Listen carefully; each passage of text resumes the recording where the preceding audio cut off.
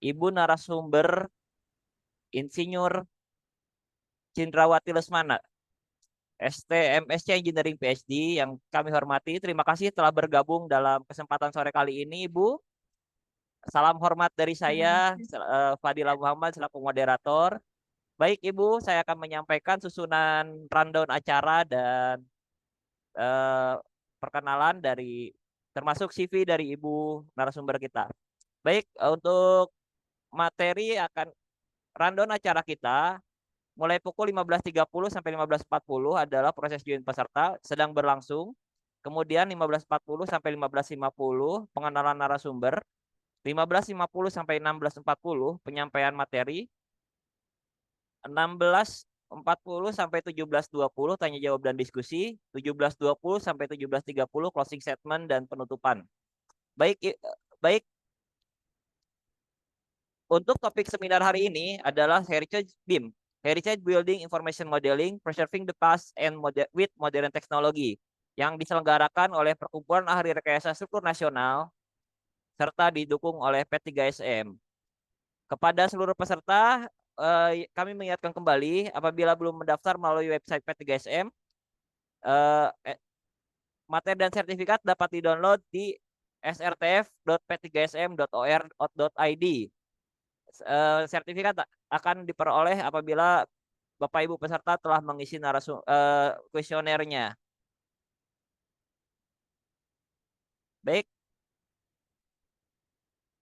narasumber kita kali ini, narasumber materi Heritage BIM, Preserving the Past with Modern Technology adalah Ibu Cindrawati Lesmana, ST MSc Engineering PhD, selaku akademisi, seorang dosen program studi teknik sipil di Universitas Kristen Maranatha Bandung ya Ibu. Baik,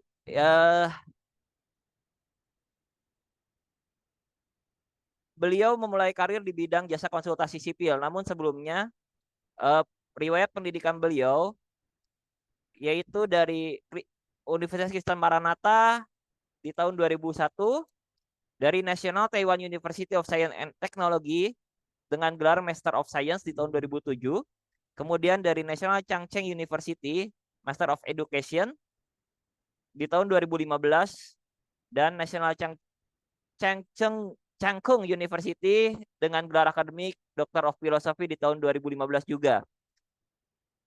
Beliau memulai karir di bidang jasa konsultasi sipil, kemudian berpindah ke dunia akademisi pada tahun 2005 dengan menjadi dosen di program studi teknik sipil Universitas Maranatha Bandung. Beliau mengajar di bidang struktur, perancangan bangunan, BIM, dan kewirausahaan di teknik sipil. Sejak 2006 telah menghasilkan berbagai karya ilmiah. Lebih dari 40 artikel terindeks Key Scholar, lebih dari 10 artikel terindeks Scopus. Kemudian beliau juga menulis buku dengan judul Seismic Capacity Assessment of Compulsory School Building in Taiwan di tahun 2008.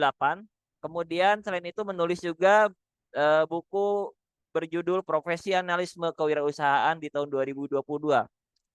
Baik Ibu, ini adalah penyampaian daftar riwayat hidup dari Ibu narasumber kita kali ini. Langsung dilanjutkan untuk materi. Kepada Ibu narasumber, kami persilahkan. Oke, terima kasih Pak Fadila untuk perkenalannya. Suara saya apakah sudah terdengar Bapak Ibu semuanya? Suaranya jelas Ibu, silakan dilanjutkan. Ya, terima kasih untuk kesempatannya dari P3SM ini, untuk kesempatan saya untuk sharing di sore hari ini. Izinkan saya untuk langsung saja Pak, ini menge-share slide saya atau? Oke.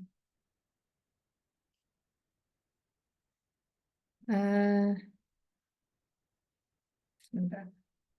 Oke, apakah slide saya sudah terlihat, Bapak Ibu semuanya? Sudah, Bu. Sudah, terima kasih, Pak.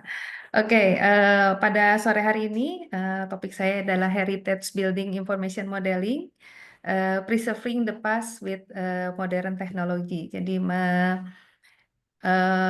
kita menyimpan masa lalu dengan teknologi yang sudah modern ini. Saya Cindra dari program Magister Teknik Sipil di Universitas Kristen Maranatha.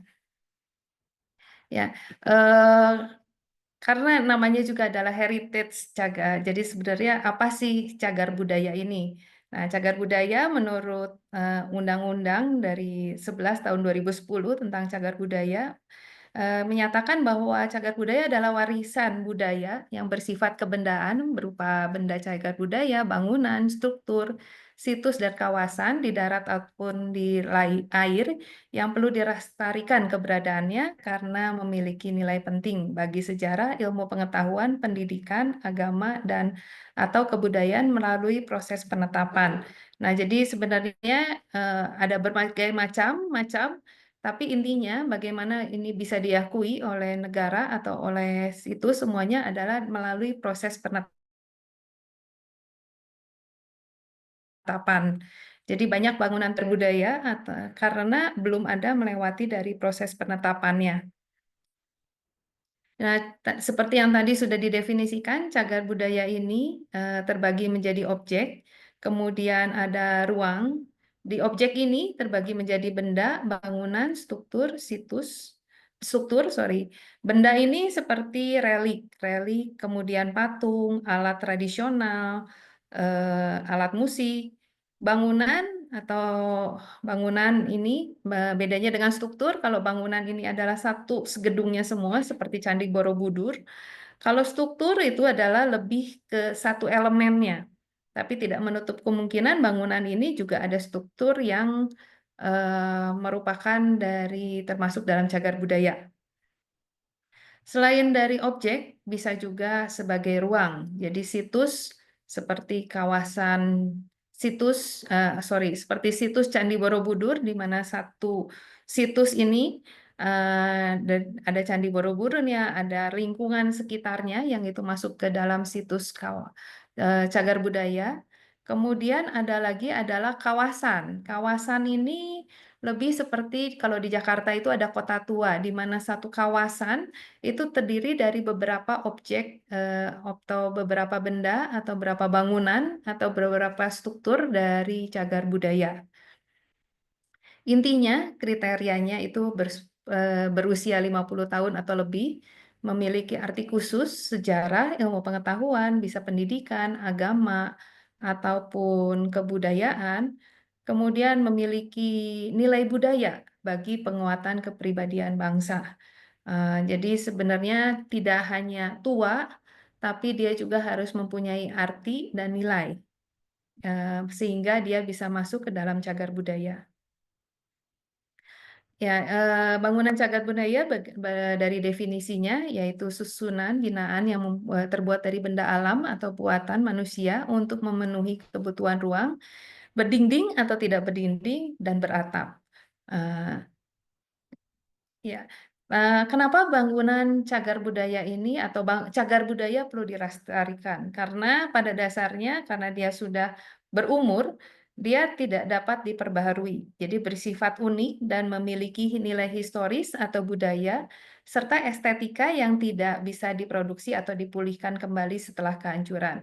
Jadi kalau misalnya sudah hilang, Candi Borobudur hilang, nilai historisnya hilang, budayanya juga hilang, tidak dapat dipulihkan karena kalau dibilang Borobudur ini sangat unik dibangun. Kalau sekarang orang-orang sekarang metode konstruksinya seperti apa? Nah, ini yang sudah hilang dan nilai histori ini yang cukup tidak dapat dipulihkan lagi kalau misalnya sampai hancur. Sehingga makanya perlu dilestarikan atau di-preserve. Pelestarian ini sangat penting. Kemudian ada nilai budaya yang mencerminkan kebudayaan lokal dan nasional. Tidak semua negara memiliki budaya yang seperti Indonesia, di mana sangat kaya, kemudian juga sampai ke mancanegara, tidak hanya dengan lokal saja.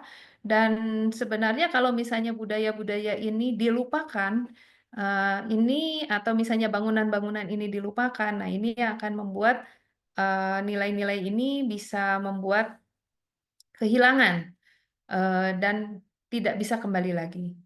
Kemudian ada nilai sejarah atau bagian sejarah dari identitas suatu bangsa. Jadi kita punya banyak kerajaan, punya kota tua, punya kerajaan-kerajaan kuno, punya prasasti yang mempunyai nilai sejarah yang menjadi suatu identitas dari bangsa Indonesia ini juga. Kemudian ini yang sangat menarik adalah nilai arsitekturalnya atau estetikanya dengan keunikan desain dan keindahan visual yang menggambarkan seni budaya yang berkembang di masa lampau. Jadi sudah menunjukkan peradaban di Indonesia itu yang sangat beraneka ragam dan juga orang zaman dulu, orang Indonesia bisa membuat Borobudur yang dulu menjadi Seven Wonder dari Indonesia. Eh, ya,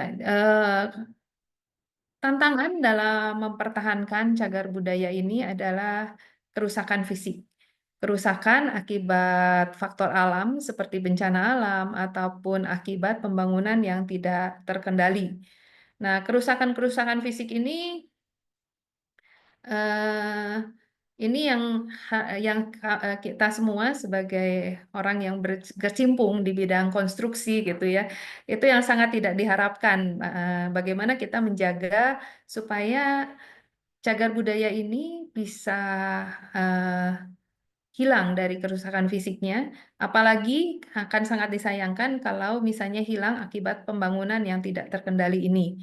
Kalau bencana alam ini memang sulit untuk dicegah gitu ya, karena dia datang tidak diundang, pergi pun tidak diantar juga gitu ya. Ya, kemudian ada lagi keterbatasan dana karena bangunan ini sudah tua, kadang-kadang pemiliknya juga sudah tidak jelas. Pemiliknya kadang-kadang mau merenovasi juga tidak bisa, yayasan juga tidak jelas, bantuan dari negara juga ada suatu keterbatasan. Nah, dana ini selalu menjadi poin yang selalu dipertanyakan gitu ya. Bagaimana cara mempertahankan cagar budaya ini? Kemudian kebijakan dan regulasi. Ada beberapa kenalan saya itu dia mempunyai rumah gitu atau warisan gitu yang sebenarnya bangunan kuno. Kemudian dicap sebagai cagar budaya di kawasan cagar budaya. Kebijakan dari pemerintah kalau cagar budaya ini apalagi sudah kelas A itu kalau misalnya mau direnovasi harus dengan izin. Nah, cuman problemnya adalah dia mau berizin tapi harus dengan yang sama persis gitu ya. Mau merenovasi harus dengan sama persis, regulasinya seperti itu.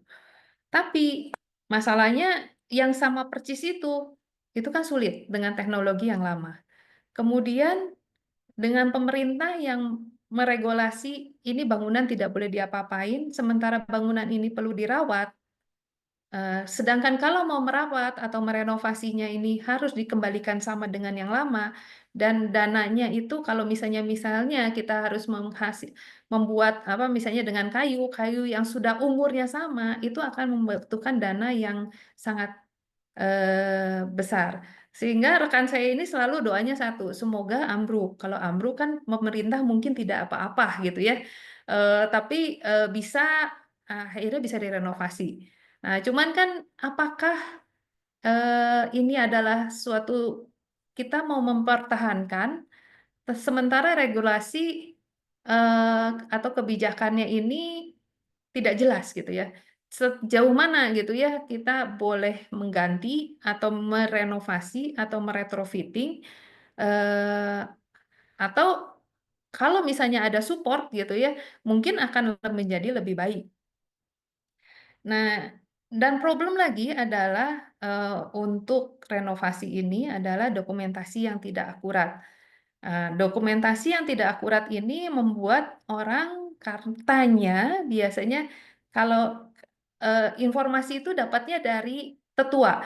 Katanya dan katanya dan katanya. Jadi semua berdasarkan tidak ada dokumentasi yang jelas.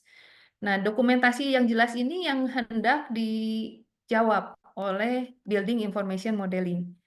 Nah, Building Information Modeling adalah representasi digital dari karakteristik fisik dan fungsional suatu bangunan yang menyediakan kerangka kerja komprehensif untuk perencanaan, desain, konstruksi, dan operasional. Kalau dilihat dalam satu siklusnya cukup komplit mulai dari perencanaan sampai ke operasional pemodelannya. Jadi kalau misalnya definisi BIM ini adalah proses. BIM ini juga, Building Information ini adalah praktis atau yang dilakukan. Nah, tidak mulai dari perencanaan, tapi bisa sampai ke handover dan sampai selanjutnya juga. Jadi dia bisa mengikuti semua. Walaupun sebenarnya kalau kita melihat grafik BIM, biasanya itu akan sangat efektif di perencanaan. Tapi tidak menutup kemungkinan kalau Building Information Modeling ini adalah dapat juga diteruskan atau digunakan setelah dari perencanaan atau sampai handover dan selanjutnya untuk operasionalnya juga. Dan BIM ini kalau terkenal dengan biasanya berhubungan dengan pasti gambar 3 dimensi, yaitu dengan geometrinya, karena 3 dimensi ini gampang dilihat, gampang diamati juga. Kemudian kalau kita memasukkan dari gambar geometri ini masuk satu elemen ini muncullah time, atau misalnya muncullah waktu, muncullah akhirnya menjadi satu lagi elemen yaitu 4 dimensi. Ketika kita memasukkan biaya atau volume di satu elemen ini, masuklah elemen menjadi 5 dimensi. Ketika kita sudah memulai informasi-informasi ini kita running untuk menuju sustainability atau green building biasanya, ini analisis ini sudah masuk ke 6D atau BIM dari Building Information dengan 6 dimensi. Jadi dimensinya nambah satu-satu. Masuk lagi ke 7D, yaitu mulai dari facility facility management. Bagaimana dia berjalan. Masuk lagi ke satu lagi, itu safety, itu di 8D, di 8. Di dimensi yang ke-8 ini tentunya bisa juga dikonstruksi, bisa mulai dari perencanaan, sampai ke akhirnya juga ke handover, atau misalnya ke operasionalnya dia juga. BIM tidak hanya medianya itu banyak sekali, tapi BIM itu lebih ke proses untuk menghasilkan output. Nah, proses-proses ini mau dipakai di mana, untuk hasilnya outputnya apa, itu tentunya sesuai dengan keinginan dari usernya sendiri, atau operator yang hendak menampilkan dari BIM ini. Komponen utama dari Building Information Modeling tentunya pertama harus ada pemodelan 3 dimensinya. Setelah ada pemodelan dimensinya 3 dimensi ini, adalah muncullah integrasi dari data. Nah, integrasi dari data ini, data apa yang kita masukkan? Apakah kita masukkan elemen waktu?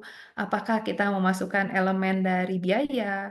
Atau kita akan memasukkan elemen dari sustainability? Atau dari facility? Eh, Nah, ini semua integrasi data ini yang menciptakan BIM ini sampai sekarang nambah terus apa namanya dimensi-dimensinya. Dan nah, tapi intinya BIM ini tidak hanya di perencanaan, tapi dia bisa masuk ke dalam satu life cycle dari konstruksi atau life cycle dari manajemennya ini. Jadi mulai dari planning, desain, construction sampai ke operasional dan juga sampai ke manajemen. Tentunya untuk planning kan paling umum kita pasti memakai CAD ya, software atau misalnya visualization lainnya. Kemudian kita bisa masuk ke design simulation-nya, di mana dari untuk 3D modeling kita bisa pakai SketchUp, kita bisa pakai Revit, kita bisa pakai Trimble, kemudian atau Tekla. Kemudian dari desain. Nah, desain ini tadi tergantung kita mau masukkan elemen apa. Misalnya kita mau masukkan elemennya itu adalah elemen cost, atau misalnya tadi scheduling, atau misalnya yang biasa dipakai itu adalah kalau misalnya kita punya beberapa role antara arsitektur, struktur, kemudian ada construction, ada PM, ada ME. Nah, ini semua digabungkan gambarnya atau misalnya model 3 dimensinya ini, kemudian di running dengan clash detection-nya. Kalau misalnya untuk Autodesk ini mungkin kita bisa menggunakan Navisworks. Nah, setelah semuanya di running ini, integrasi design simulation, atau misalnya bisa juga specification-nya kita punya datasheet atau kita punya quantity, itu keluar dalam BOQ-nya.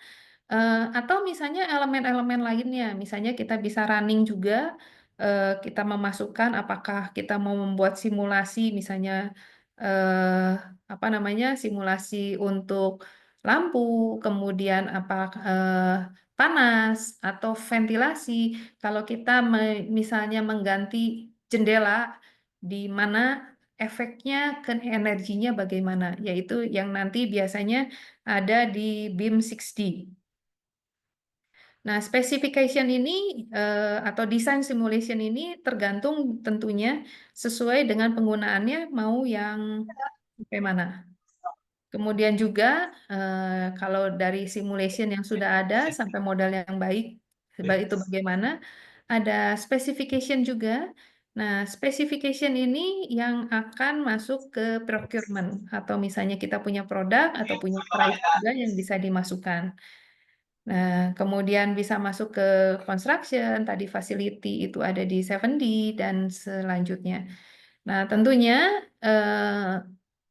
BIM itu bisa membuat project collaboration antara kontraktor, engineer, arsitek, subkon, dan lain-lain, atau MEP juga. Tapi tidak hanya itu, tergantung kita mau masuknya di bagian mana. Dan ini semuanya bisa digunakan dalam satu full life cycle-nya.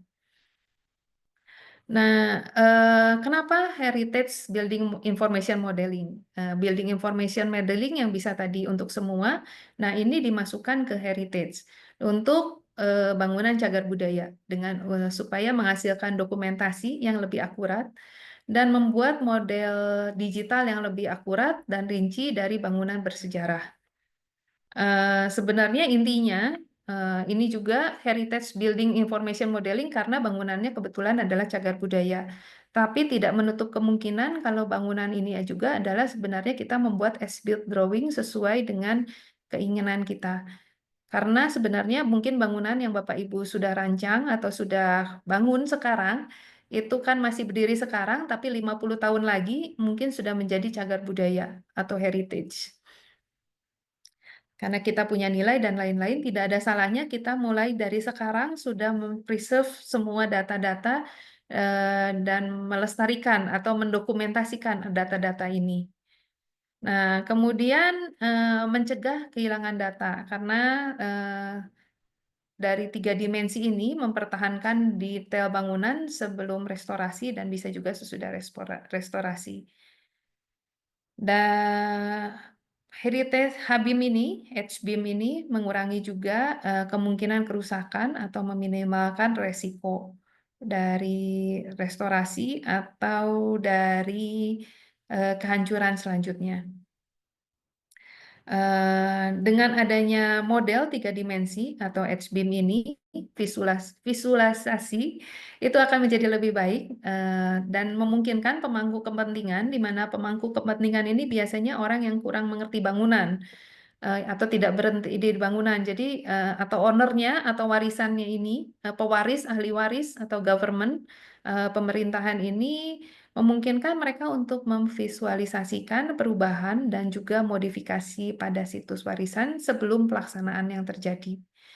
Jadi kalau misalnya dilihat, sebenarnya BIM ini bisa bekerjanya kalau kita di HBIM ini bisa juga di conceptual design, bisa juga di detail desainnya, kemudian dianalisis, di konservasinya untuk renovasi, lebih banyak ke renovasi karena ini kita heritage, jadi tidak memungkinkan kita untuk membangun baru. Jadi dan sebenarnya intinya dari HBIM ini adalah kita membuat as-built drawing-nya atau misalnya pemodelan dari as-built.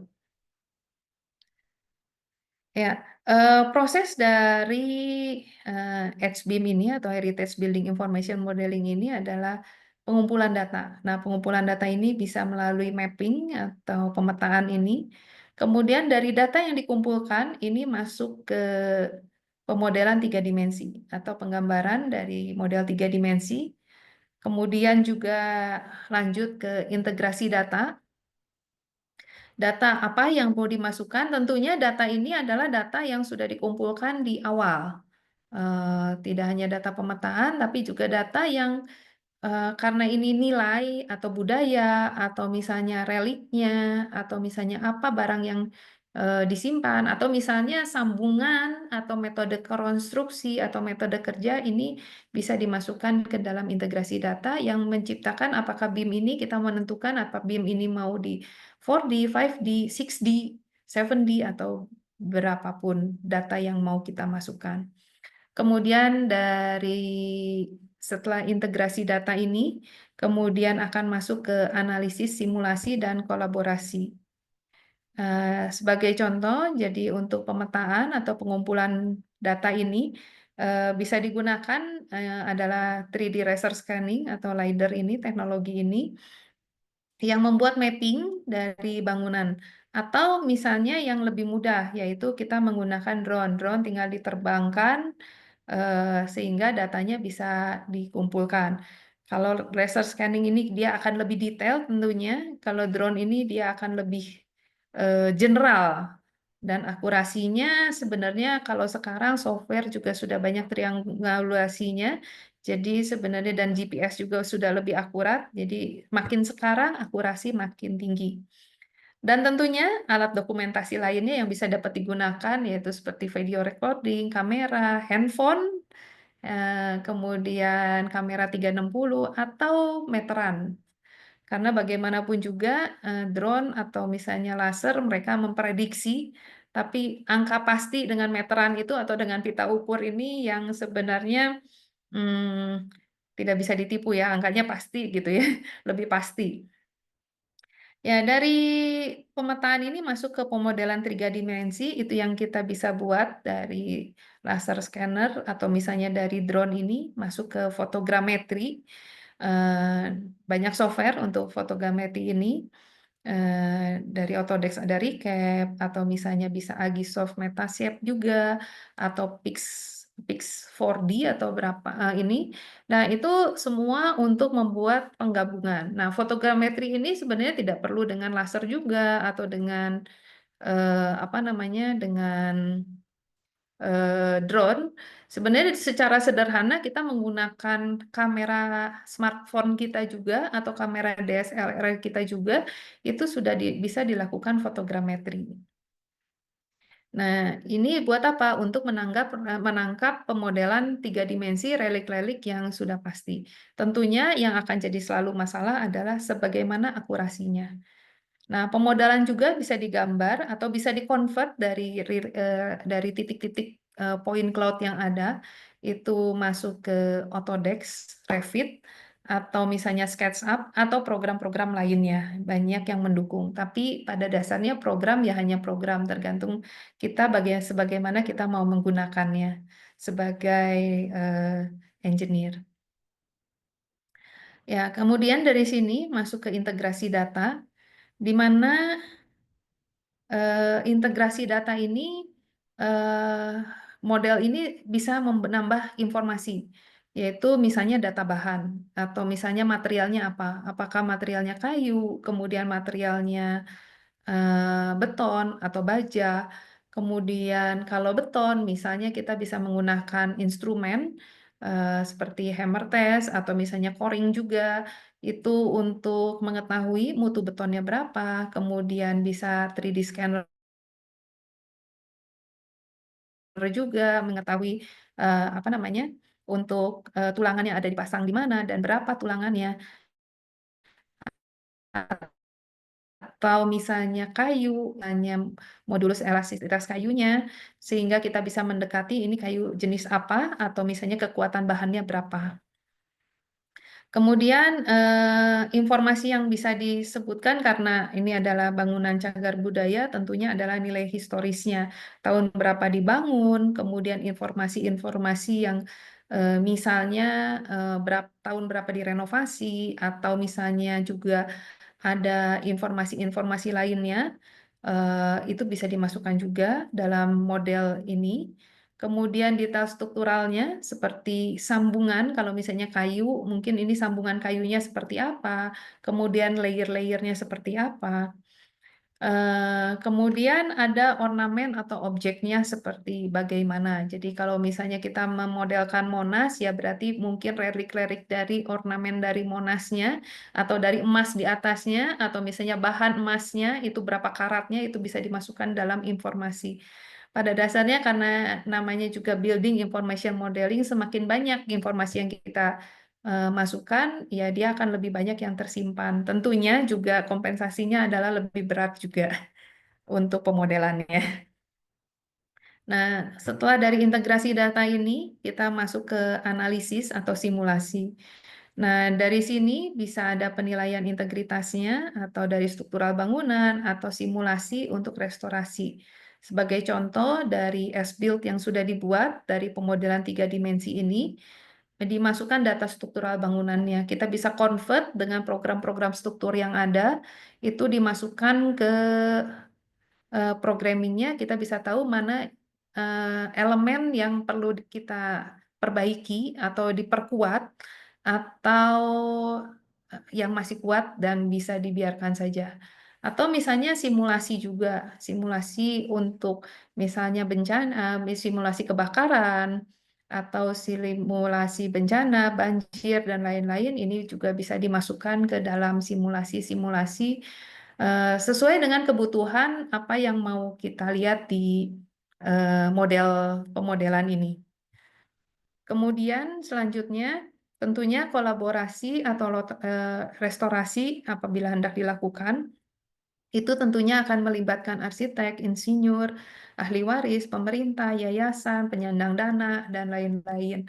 Tentunya untuk orang-orang yang tidak mengenal dunia konstruksi, model 3 dimensi ini akan lebih kebayang dibanding model eh, cuman gambar 2 dimensi saja. Tentunya kalau untuk kita sendiri, Bapak Ibu semua yang insinyur, para insinyur, gambar 3 dimensi ini kadang-kadang nggak jelas karena ukurannya bingung, kemudian emang kebayang tapi jelasnya angkanya berapa. Kadang-kadang kita sendiri lebih senang dengan gambar 2 dimensi yang ada ukuran dengan jelas gitu ya untuk pelaksanaan di lapangan. Tapi kalau untuk orang-orang awam, mereka melihat 3 dimensi ini menjadi lebih mudah.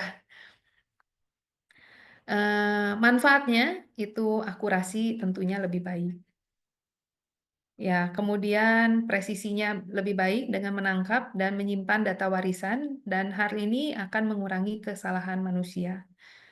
Kemudian mempertahankan keaslian. Edgebeam ini memastikan bahwa restorasi sesuai dengan desain asli bangunan dan juga bahan-bahannya. Ini karena apa? Karena sebelumnya sudah disimpan dulu informasinya ke dalam S-Bit drawing kita yang sudah dimodelkan dalam Building Information Modeling. Kemudian efisiensi waktu dan biaya, model yang akurat dengan dapat mengurangi waktu yang dibutuhkan untuk perbaikan dan menghindari biaya yang tidak diperlukan. Edgebeam ini dapat juga membantu manajemen dan pemeliharaan situs warisan secara berkelanjutan. Selama sudah modelnya sudah ada, dokumentasi ini itu yang akan sangat berharga. Sebenarnya kalau tidak kejadian apa-apa, mungkin kita tidak terlalu peduli dengan dokumentasi. Tapi begitu ada kejadian, nah ini yang biasa jadi rame. Atau kalau bangunan yang sekarang aja yang belum jadi cagar budaya, begitu kita mau renovasi, nah pasti kan kita mencari gambar sebelumnya mana, S-Build-nya mana, nah kan jadi rame gitu ya. Nah, kalau misalnya kita sudah memodelkan dari awal, nah ini untuk keberlanjutan dan pemeliharaannya, karena data semua sudah tersimpan dalam modeling ini, sehingga keberlanjutan dan pemeliharaan ini presentasi yang lengkap. Sebagai contoh, ini yang telah pernah dilakukan oleh Universitas Kristen Maranatha, itu bangunan cagar budaya publik itu untuk kelas A di Vira Satya Budi Bandung yang dibangun sejak 1885. Fungsi bangunannya ini selain tempat ibadah juga tempat wisata. Nah, tempat wisata ini satu lantai saja, tidak banyak. Kemudian strukturnya itu kayu, rangkanya material kayu juga, genteng. Sambungannya sederhana, itu hanya pen dan lubang, cuman karena ada ornamen, jadi ornamen cagar budaya ini jadi lebih panjang. Nah, pada 2019, 5 Februari, ketika tahun baru Imlek ini, ketika orang-orang sedang ramai-ramainya, terjadilah kebakaran. Disinilah baru mulai gitu ya untuk merestorasi. Ternyata kita butuh data dan dokumentasinya ini dikumpulkan. Nah, mulai dari identifikasi bangunan ini, ada pemetaan bangunan existing, ada inventarisir dari elemen budayanya apa saja, investigasi dari properti material struktur bangunan karena kemudian ada investigasi pembebanan dari struktur sendiri. Tentunya ada observasi dan wawancara ini di mana semuanya ini dikumpulkan menjadi satu model dalam Heritage Building Information Modeling. Jadi yang kami dari Universitas Kristal Melata melakukan inventaris budaya tentunya dengan tim-tim dari Heritage Bandung juga dan juga dari yayasan dan dari para volunteer yang ada, relawan yang ada. Ini kami menginventarisir elemen-elemen budayanya termasuk patungnya, termasuk reliknya dan lain-lain. Kemudian juga melakukan pengumpulan data. Datanya dari teman-teman dari mahasiswa, kemudian dosen juga bekerja sama untuk melakukan pengumpulan data karena ini material kayunya entah udah banyak katanya gitu ya, didatangkan katanya dari Cirebon, ada yang didatangkan katanya langsung dari luar negeri gitu ya.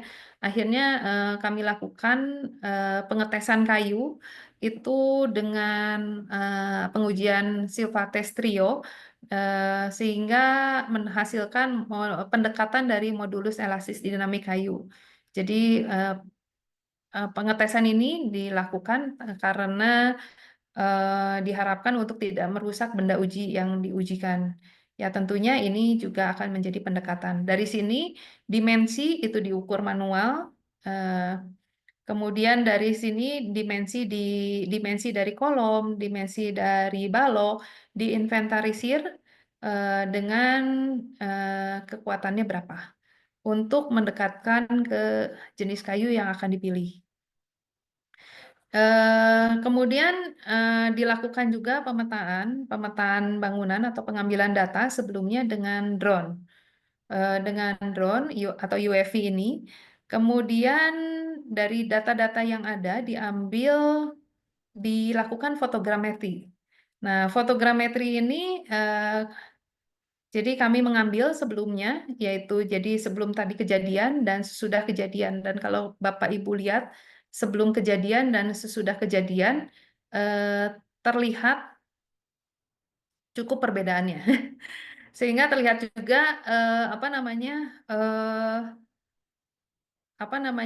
bagian-bagian yang rusak atau bagian-bagian yang kena terbakar. Dan yang hendak direstorasi. Nah, dari sini tadi yang manfaat dari BIMS itu adalah HBIM ini adalah kita bisa tahu adalah barang mana yang benda atau misalnya bangunan mana atau elemen mana, struktur mana yang hendak direnovasi atau retrofitting dan kalau kita mau mengembalikan ke data awalnya ini sudah ada pendataannya. Kemudian dari pemetaan bangunan existing ini muncul lokasi kolom dan balok, dimensi kolom, balok kayu, kemudian ada material kayu yang sudah dites. Itu tentunya digambar, kemudian dimodelkan. Dalam hal ini kami menggunakan Revit dan juga SketchUp dalam pemodelannya. Pemodelan 3D ini dengan Autodesk Revit ini dari point cloud yang ada ini di-convert walaupun ini cukup berat akhirnya ini dibuat grid-grid untuk bangunannya. Dari grid bangunan ini di-convert lagi menjadi kita membuat floor base-nya, kemudian lanjut kolom, kemudian dari sini balok-baloknya, kemudian ada dinding karena di sini strukturnya juga boleh dibilang semacam mansori juga dan juga kolom. Kemudian walaupun cuma satu lantai dan akhirnya atap. pemodelan ini dibuat dalam satu, kemudian kita masukkan juga materialnya. Selain material ini, kami juga memasukkan data-data, apa namanya, data-data foto-foto atau misalnya informasi dari nilai histori, kemudian informasi dari arsitekturalnya, ini dimasukkan dalam simpel pemodelannya. Eh, ada sejarah dan lain-lain. Dari 3D model ini dibuat structural elemennya, karena tadi sebelumnya sudah dites dulu untuk semua material-materialnya, dimasukkan ke dalam input, akhirnya kita masuk ke analytical model. Dari analytical model ini diberi beban sesuai dengan pendekatan bebannya, kemudian juga pendekatan lainnya, tentunya yang mengacu pada SNI dan juga pada material yang ada. Jadi supaya mendekati, biasanya dari kemarin ini kita melakukan adalah kita timbang sekalian materialnya apa, selain dilakukan uji lab dan juga uji non-destruktif. Dari pemodelan loading ini diberi boundary condition atau perletakannya, sehingga selanjutnya bisa dilakukan analisis. Nah, analisis ini dilakukan kemarin ini karena Revit itu langsung ke robot structural analysis, langsung dikonvert ke robot structural analysis untuk dilakukan analisis struktur dan juga pengecekan apakah kekuatan dari bahannya. Jadi informasinya ini dalam satu model sudah ada nilai historis, kemudian arsitekturalnya juga, kemudian elemen-elemen budaya yang ada di dalam satu model 3D model ini. Kemudian juga dimasukkan bahan, termasuk dari material dari bata, kemudian material juga dari kayunya, dan elemen lainnya. Yang selanjutnya bisa dilakukan untuk analisis strukturnya. Ini pemetaannya yang tadi dilakukan itu dari point cloud. Ini dari 242 image disusun. Kemudian dari sini dimasukkan 3D realistik sama fotogrametri dengan tekstur modelnya yang mendekati aslinya. Yang tadi dari mendekati asli yang tadi sudah dimodelkan, masuk ke robot ini untuk dilakukan analisis struktur. Dari analisis struktur ini dapat reaksinya, kemudian deformasinya, kemudian juga gaya dalam ini muncul untuk selanjutnya dilakukan analisis atau desain dari pengecekan dari kayu yang ada. Nah, pengecekan kayunya dari hasil analisis simulasi ini muncullah karena ada sebelum 2016, 2018, dan 2019 itu diambil datanya. Mungkin yang sekarang sesudah renovasi, nanti kita akan menjadwalkan lagi untuk mengambil data ulang juga untuk restorasi ini. Dan terlihatlah ada beberapa elemen yang mengalami degradasi selama beberapa tahun. Nah, degradasi ini menjadi bahan bahan acuan gitu. Apakah untuk penyelidikan ulang, apakah memang kayu yang tersebut akan mau diganti elemen-elemen struktur ini, atau misalnya bisa hanya diperkuat saja. Kemudian juga dari hasil evaluasi atau assessment-nya, muncullah ada beberapa elemen itu yang mengalami beam failure, ada juga yang shear failure. Dari sini diputuskan apakah untuk menjadi, sebenarnya BIM ini tidak bisa memutuskan apa-apa, tergantung dari engineer yang akan membaca dari pemodelannya. Nah, dari pemodelan ini akhirnya diputuskan apakah akan dilakukan perkuatan lagi dari strukturnya atau misalnya bisa berlanjut lagi gitu ya, berlanjut ke apa namanya, dibiarkan saja gitu atau misalnya mau diganti dalam satu elemen utuhnya. Memang pada kenyataannya akhirnya ada beberapa elemen yang diganti, ada beberapa yang hanya diperkuat saja. Ini untuk simulasinya. Ini termasuk yang komplit gitu ya.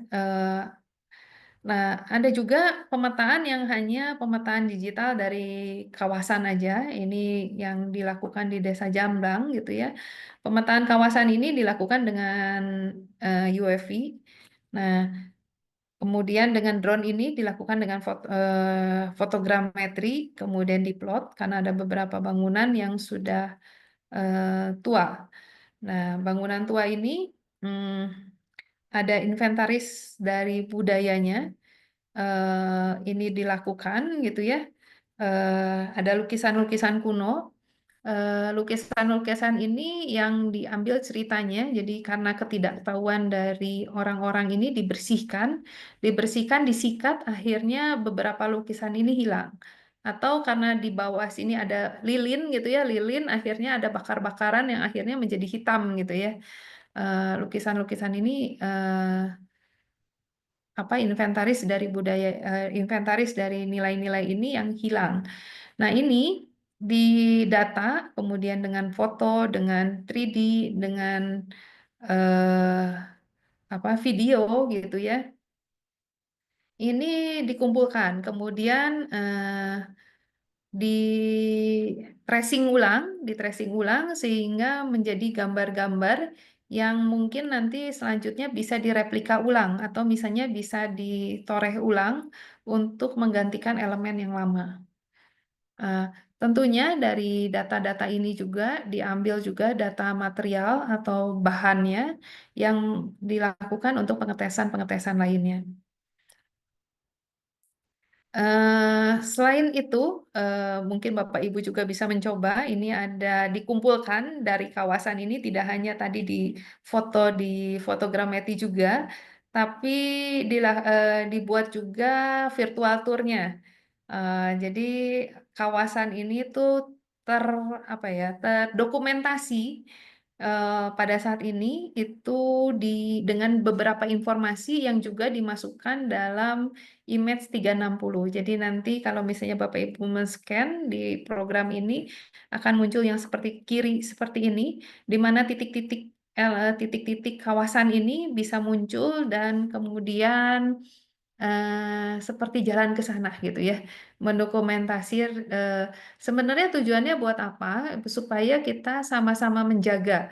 Jadi kalau ada perubahan, karena ini sudah dilakukan per tahunnya, perubahannya didetek. Jadi kalau ada perubahan itu bisa terdokumentasi dengan baik gitu ya. Apakah ini ada yang berubah atau tidak berubah, atau ya sebenarnya kan karena dia situs atau kawasan ini diharapkan tidak banyak perubahannya. Ya, ini dari virtual tour juga bisa disimpan. Kalau tadi yang sebelumnya itu adalah kita menggunakan banyak sekali software, tapi kalau yang di sini untuk kita melestarikan dari gambar ini, ini diambillah data-data. Memang ada beberapa gedung yang sudah diambil datanya, dimodelkan juga. Kemudian karena di sini rata-rata bangunannya itu adalah dari beton, jadi dilakukan juga pengetesan bahan dengan apa namanya, dengan secara langsung ataupun hanya dengan hammer test atau dengan scanner, sehingga data-data yang lamanya pun ini untuk beberapa bangunan di sini itu sudah terrecord. Kemudian tantangannya itu adalah tentunya akurasi data. Ini selalu menjadi permasalahan gitu ya. Pemindahan kualitas tinggi ini diperlukan untuk memastikan hasil dan yang detail dan akurat. Kemudian biaya teknologi, walaupun sekarang fotogrametri laser ini cukup mahal. Kemudian walaupun sekarang drone ini harganya makin lama makin murah gitu ya. Atau sekarang sebenarnya fotogrametri menggunakan handphone aja bisa gitu ya. tidak perlu pakai repot-repot terbangin drone. Cuman emang kalau handphone kekurangannya dia cuma bisa di bawah gitu ya, nggak bisa sampai ke atas gitu. Kemudian kompleksitas dan pemodelan ini selalu menjadi tantangan karena bentuknya biasanya tidak teratur, ada lapisannya, atau misalnya ada di dalam. Kalau di dalam ini tidak mungkin kan kita pakai drone, tapi tentunya kita bisa pakai laser. Kemudian yang sangat diperlukan bagaimana teknologi ini dan tradisi ini tidak saling mengganggu atau integritas. Komplainnya kalau misalnya walaupun kami sudah melakukan adalah uji non-destruktif, tapi bagi pemilik atau yang yayasan itu, ini kan nanti rusak gimana gitu ya. Apalagi kalau di hammer gitu ya, pas lagi di hammer ternyata dindingnya keropos gitu ya, itu kejadian. Di hammer kolomnya keropos, jadi bolong gitu ya. Akhirnya kita jadi tahu, oh ini bukan kolom, ternyata ini cuma dinding aja gitu ya. Nah ini eh, cuman kan jadi ini yang menjadi pendataan, tapi juga eh, bagaimana si integritas ini ya jangan sampai merusak gitu ya. Eh, atau kalau misalnya sampai rusak harus diapakan gitu ya, dikembalikan atau mau seperti apa. Ya, kemudian future-nya ini adopsi yang makin berkembang seiring dengan kemajuan teknologi, penggunaan BIM ini sangat untuk konservasi warisan semakin meluas. Walaupun sebenarnya tidak hanya BIM doang, tapi untuk heritage juga, tapi ini bisa digunakan juga untuk kita membuat as-built drawing juga untuk selanjutnya. Sekarang mungkin bangunan ini masih modern, tapi mungkin 50 tahun lagi atau 100 tahun lagi bangunan yang Bapak Ibu masih sedang bangun atau sudah dibangun ini akan menjadi situs atau heritage atau ikonik dari yang menunjukkan peradaban kita pada masa kini untuk di masa depan. Yang tidak menutup kemungkinan juga integrasi dengan AR atau VR yang teknologi ini diperkirakan untuk memberikan pengalaman imersif untuk para profesional atau publik gitu ya, dengan untuk sama-sama melestarikan dari eh, cagar budaya. Dan keberlanjutan atau penggunaan yang kembali ini akan menjadi suatu tantangan gitu ya. Eh, karena pada dasarnya BIM ini hanya alat, salah satu alat. Tapi bagaimana cara untuk berkelanjutannya dan mengadaptasinya tentunya adalah menunggu dari Bapak Ibu sekalian, termasuk saya juga, untuk digunakan secara modern. Jadi tidak hanya alat, tapi bagaimana kita menggunakan dari model-model ini menjadi suatu PR gitu ya, menjadi suatu apa yang mau kita lakukan untuk selanjutnya. Eh,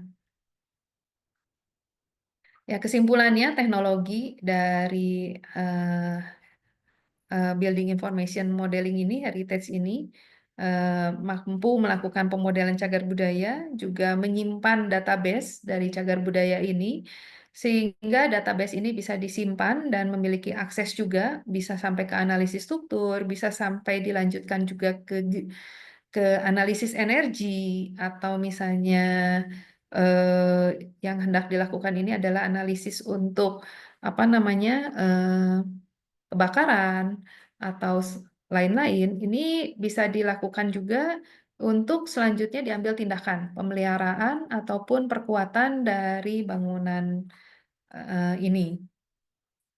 Nah, teknologi pemetaan digital atau jaringan drone ini memang perlu diverifikasi lagi dengan pengukuran langsung, tapi ya sebenarnya kalau sekarang ini eh, teknologi ini sudah cukup, fotogrametri ini software-software juga sudah cukup sangat baik gitu ya, sangat baik sehingga akurasinya juga sudah mendekati hal yang sebenarnya.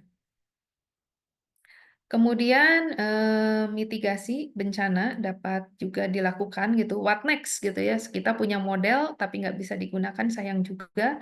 Jadi mitigasi juga selanjutnya bisa dilakukan untuk apakah mau untuk perkuatan, buatan atau misalnya strategi gitu ya untuk pemeliharaan bangunan.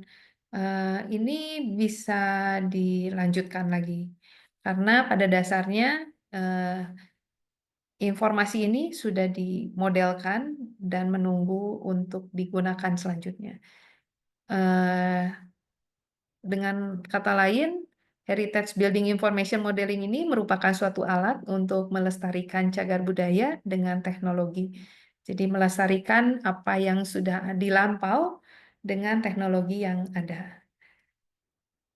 Beberapa referensinya, eh, melestarikan masa lampau dengan teknologi adalah eh, salah satu jalan untuk menggapai dari masa depan kita.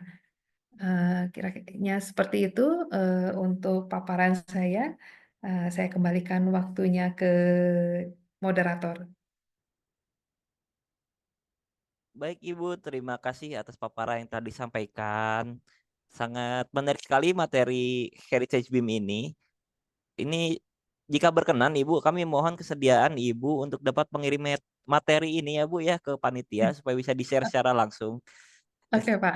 Iya, baik Ibu, terima kasih kepada Bapak Ibu peserta untuk sesi tanya jawab kali ini bisa dilakukan dengan menggunakan fitur raise hand atau dengan mengetik di kolom chat. Sebelumnya ini udah ada beberapa catatan Bu atau chat dari peserta pertanyaan. Yang pertama dari Bapak Insinyur Swanggra, adakah tutorial BIM untuk pemula? Bisa dijawab langsung Ibu. Pak, tutorial BIM untuk pemula. Sebenarnya tutorial banyak, Pak. Jadi kalau kita ketik di YouTube aja gitu ya sebentar gitu ya, BIM gitu kan pasti tutorialnya tuh banyak banget gitu ya. Karena cuman emang kadang-kadang orang bersalah kaprah BIM itu adalah software, tapi kan sebenarnya BIM itu adalah informasi apa yang kita mau kumpulkan gitu kan, database apa yang kita mau kumpulkan. Nah, tinggal sekarang maunya salah satu softwarenya tuh apa gitu ya untuk mengumpulkan dari eh, apa namanya, mengumpulkan Informasi. informasi ini gitu. Betul Nah, Bu. tutorialnya sih banyak banget sih sebenarnya. Eh, Kalau saya pribadi, saya biasanya pakai dari Autodesk karena kalau Autodesk ini support untuk akademisinya itu kan free gitu ya untuk jadi itu bisa langsung digunakan gitu ya. Eh, Baik Ibu, terima kasih. Pertanyaan juga dari Bapak Multazam. hmm. Bagaimana integrasi HBM dan pemodelan topografi dapat meningkatkan akurasi konservasi bangunan bersejarah, Ibu? Terus mengenai tantangan HBM terkait akurasi data tersebut, berapa persen akurasinya? Hmm, berapa persen akurasinya? Nah, ini hmm, sebenarnya kan semakin banyak data yang kita ambil, itu kan dia akan lebih banyak untuk apa namanya, mentriangulasinya gitu ya.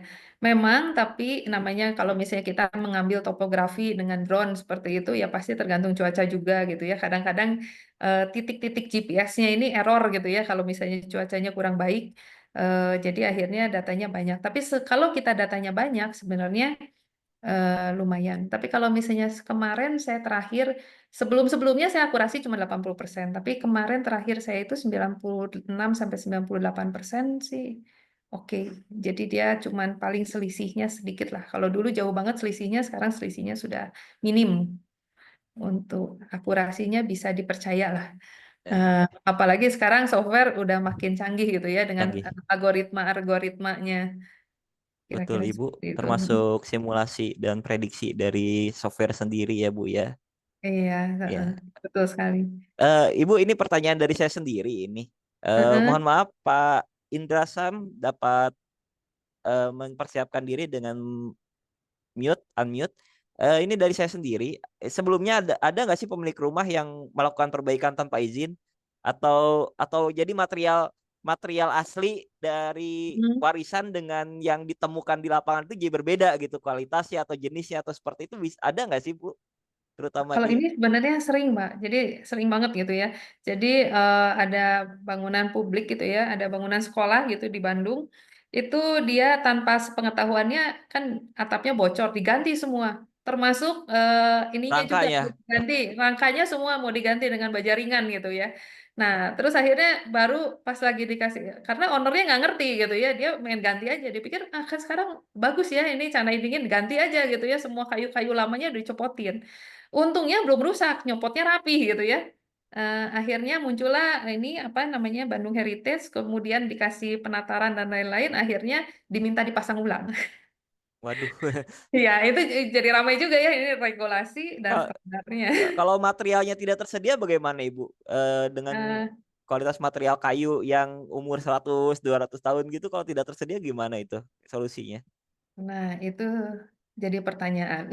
Selalu jadi pertanyaan. Sebagaimana ini government dan satu komunitas ini mengizinkan gitu ya. Karena ada yang, kalau saya dengar dari beberapa kota, ada yang mengizinkan yang mirip gitu ya. Ada yang beberapa kota yang tidak mengizinkan gitu. Jadi harus sama gitu ya. Sampai akhirnya harus mendatangkan kayu dari mana gitu ya, mungkin yang nggak ada di Indonesia gitu untuk menghasilkan kayu yang umurnya sama gitu ya, 100 atau 200 tahun. Dan itu hasilnya sangat-sangat mahal gitu. Iya, Nah, ini yang selalu jadi problem ya untuk restorasi heritage, dari restorasi. heritage. Baik, silakan Bapak Indra untuk menyalakan kamera dan unmute mikrofonnya. Kami persilakan waktunya kepada Bapak Indra yang sudah meraise hand. Pak Indra, atau ada penanya lain, Bapak Ibu yang sangat penasaran dengan paparan kali ini? Menarik sekali karena heritage versus ya teknik sipil kadang-kadang maunya praktis aja ya Bu ya. Termasuk saya sendiri gitu kan, ketika ini ya terutama bangunan bersejarah kan pengennya kalau owner itu udah bongkar aja gitu kan, bangun tanpa tanpa tanpa tahu atau tanpa tracing bahwa itu udah masuk cagar budaya atau gimana gitu kan. Pernah juga sih saya sendiri pernah kasus seperti itu gitu. Terus Iya. bagaimana Pak? Kena dari regulasi atau aman-aman saja Pak? Aman Bu, karena Aman. kita tracingnya memang berada di kawasan Bogor Bogor lama ya, Bogor tuh, tapi itu belum dinyatakan cagar budaya gitu. Rumah Iya sih. pribadi sebetulnya. Ya, alhamdulillah jadi tidak ada permasalahan dengan PBG. Dengan BPG, betul. Jadi sebenarnya kalau yang kayak gitu akan jadi pertanyaan, sebenarnya apakah perlu dilestarikan atau eh, apa namanya kita nggak apa-apa ya direnovasi. Ini kan akhirnya selalu jadi dilema gitu ya, regulasi dan standarnya. Iya, Tapi kalau tidak direnovasi juga bangunannya juga rusak rusak. gitu kan. Ya, Mm, rapuh karena usia. karena usia. Tapi kalau Iya. kita renovasi hilang, jadi akhirnya Nilai sejarahnya nilai udah nggak jadi historisnya dua hilang. lagi. Iya. Udah nggak Ta- jadi cagar budaya lagi gitu ya karena dia sudah baru.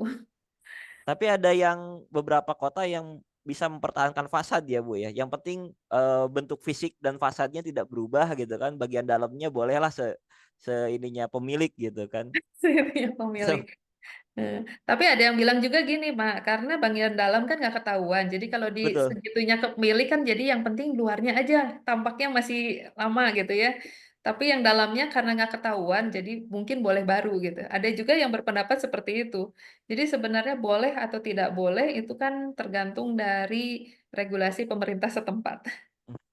Iya, karena misalkan beberapa bangunan sekolah seperti Ibu bilang di Jawa Barat, Bandung, Tasik, itu merupakan bangunan-bangunan kolonial, Ibu. Sayang kalau kalau sampai diubah gitu. Tapi ketika melihat kondisi kapasitas kelas dan lain-lain, mereka minta dibuat menjadi 2 lantai, 3 lantai gitu kan.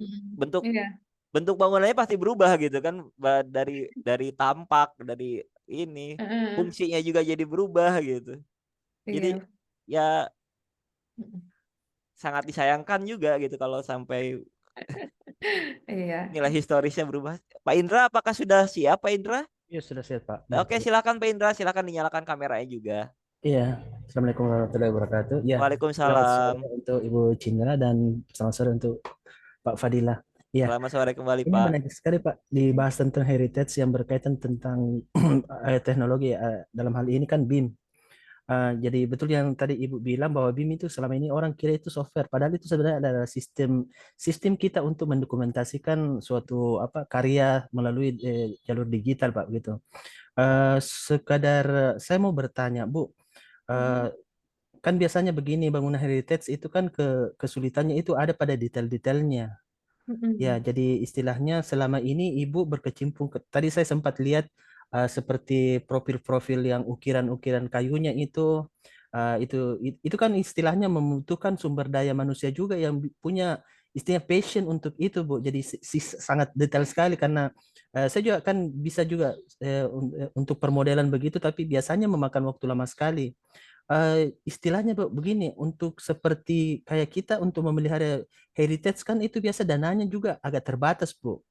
Jadi untuk bagaimana pengalaman Ibu dulunya ketika mengumpulkan barang-barang seperti itu bisa, kalau umpamanya satu gedung itu kan itu kalau kita betul-betul yang di profesional itu sangat mahal, Bu. Padahal terus Mm-mm. terang kalau untuk anggaran dari pemerintah sendiri, Bu, yang saya tahunya tentang heritage sendiri itu kan sebenarnya minim sekali, Bu. Jadi mungkin di sini ada mungkin pihak atau vendor dari swasta kah yang punya punya andil di situ atau bagaimana, Bu? Karena kan terus terang kami juga yang berada di daerah sebenarnya banyak sekali juga istilahnya heritage seperti itu.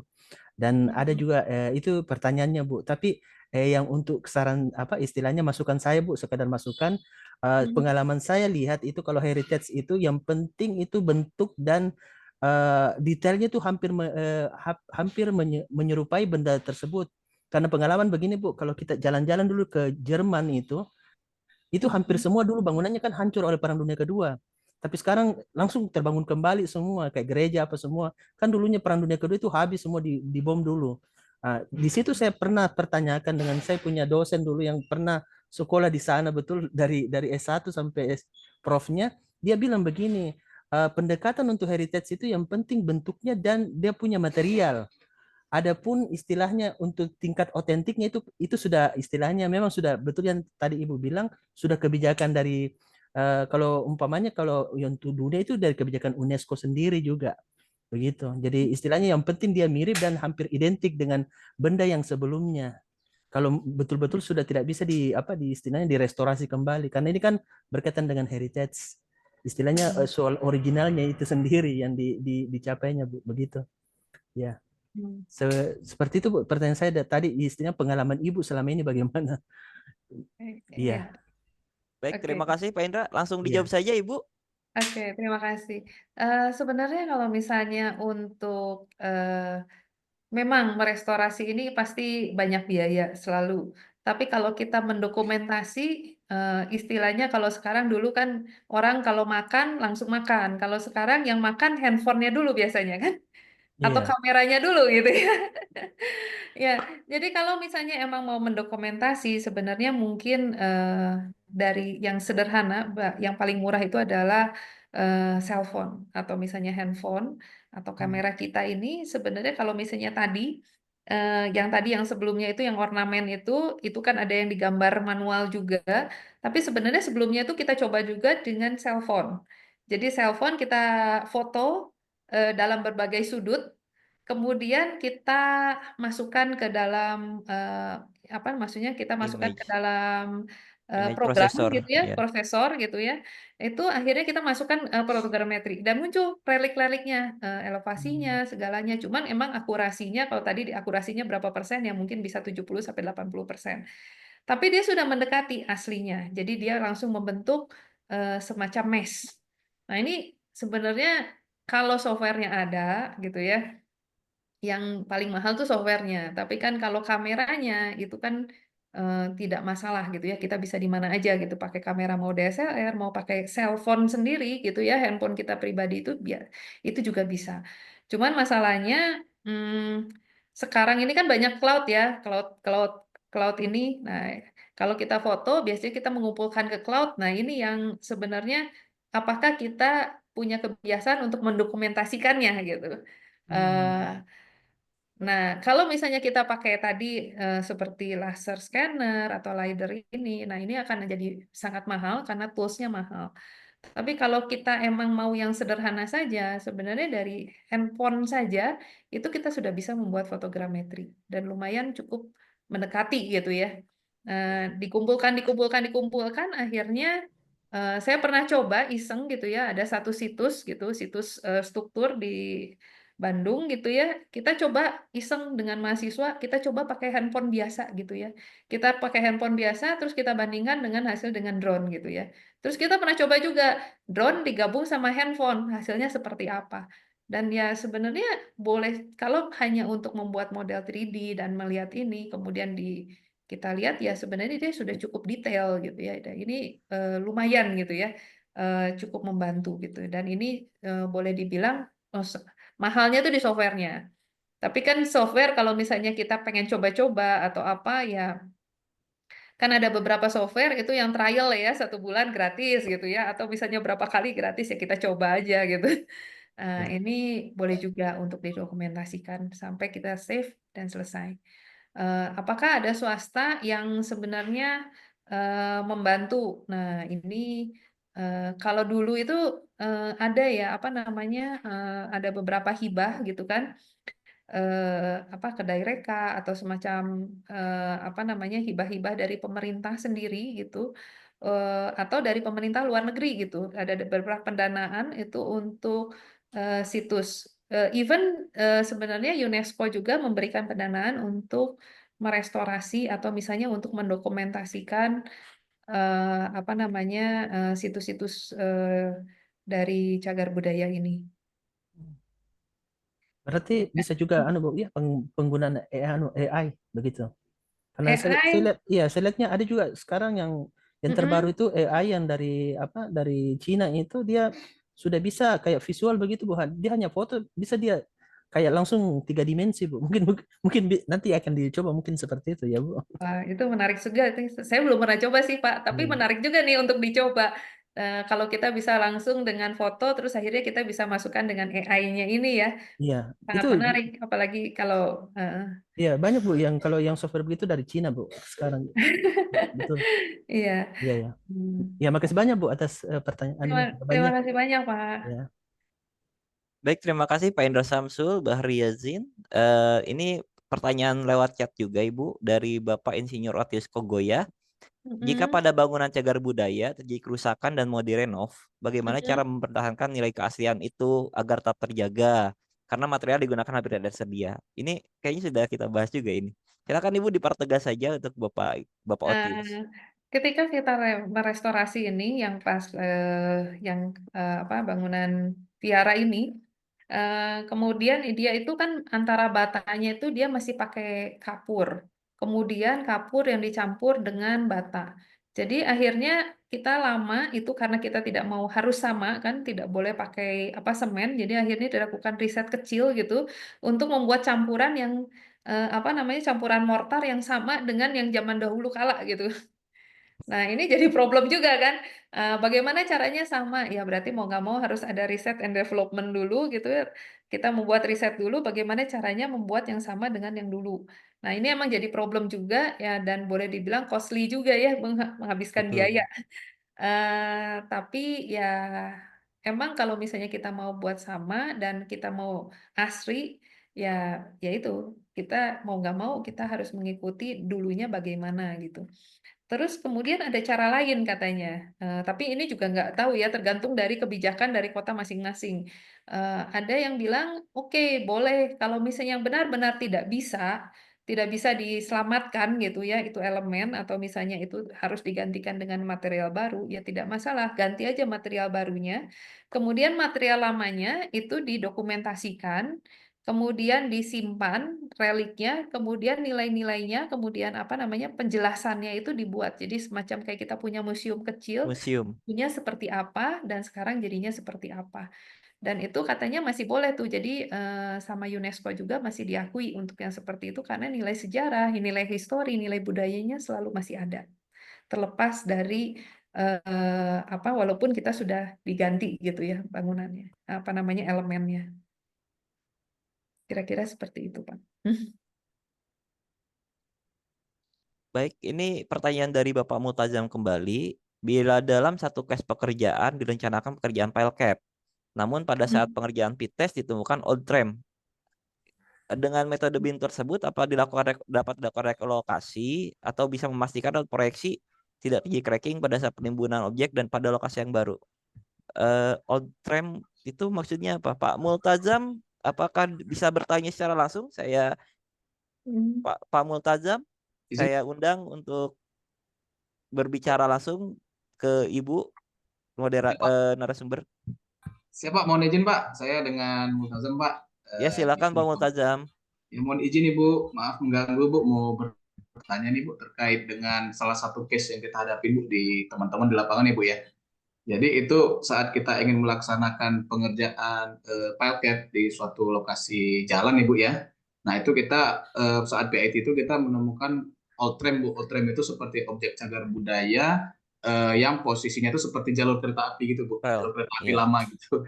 Nah, jadi kita ada sedikit kebingungan itu untuk melakukan mitigasi terhadap old tram tersebut. Nah, apakah sebelum kita memutuskan untuk melakukan relokasi, apakah kita perlu melakukan kajian dengan melalui BIM, Bu? Misalnya kita ya nanti kita lakukan pemindahan itu takutnya nanti terjadi cracking terhadap objek cagar budaya itu atau nanti ada terjadi hal-hal yang tidak berkenan lah ya Bu ya. Nah, apakah kita memang harus memutuskannya itu melalui lembaga tertentu? Nah, kita nih mohon arahan Bu, mungkin karena menemukan hal itu sebelum kita melanjutkan mungkin ke pekerjaan file cap seperti itu Bu.